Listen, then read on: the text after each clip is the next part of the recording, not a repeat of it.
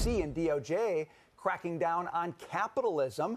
Joining us now is NetChoice Vice President and George Mason University Internet Law Professor Carl Szabo. Carl, great to see you. I've got a bee in my bonnet about this one. I think the FTC is the Sanders-Warren wing of the government that they want to use to gain more control over American business and put their progressive stamp on the American economy. I think it's that big. Am I wrong?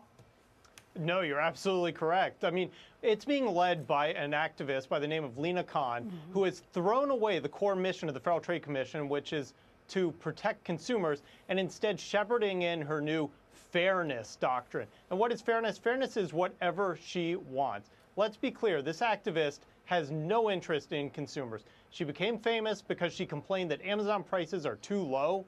Well, talk to anybody paying prices at the supermarket, we'd welcome those low prices. And instead, she has created these new merger guidelines, which is the latest attempt to change her outcome at court. She keeps losing at court, she's changing the rules, and under these new merger guidelines, it basically says success is sinful, and any merger is inherently illegal until you prove your innocence. It's interesting, Professor. Coming out, though, from all of these things, the FTC has lost a lot of cases lately.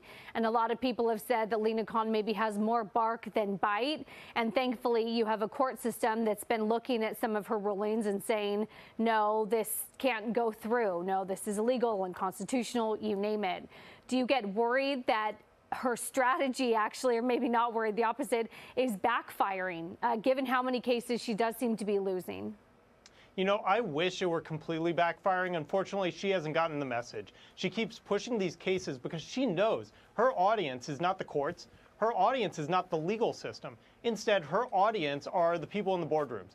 They know that they hear her threats, and they are starting to kowtow and move away in fear and frustration.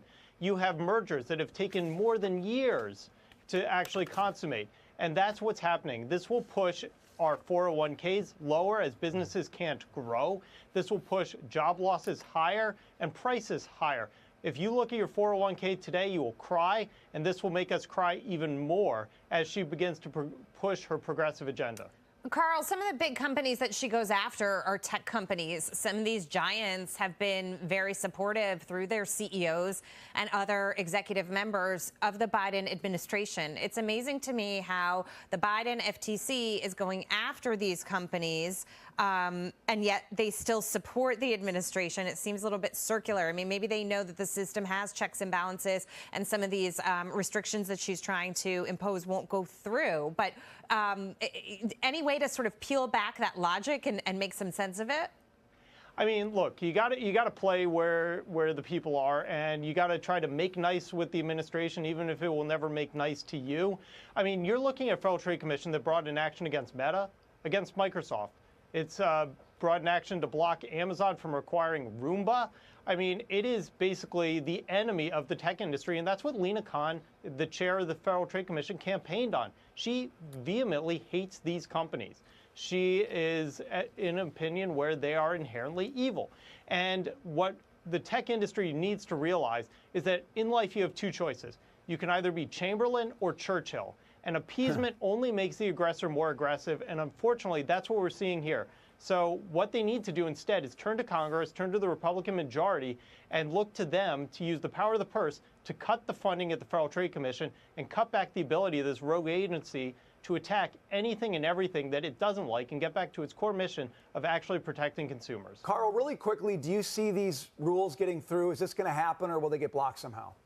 Yeah, unfortunately, they're trying to put on a real campaign to push this through, make it look completely normal. Don't worry, everyone, this is all above board, but that's the real danger. A lot of people are starting to drink the Kool-Aid and should instead recognize that these merger guidelines are nothing but a wolf in sheep's clothing that will unleash the Federal Trade Commission, Department of Justice upon the American economy in ways that we don't want. Carl, really appreciate your time and your perspective breaking that down for us. Thank you so much.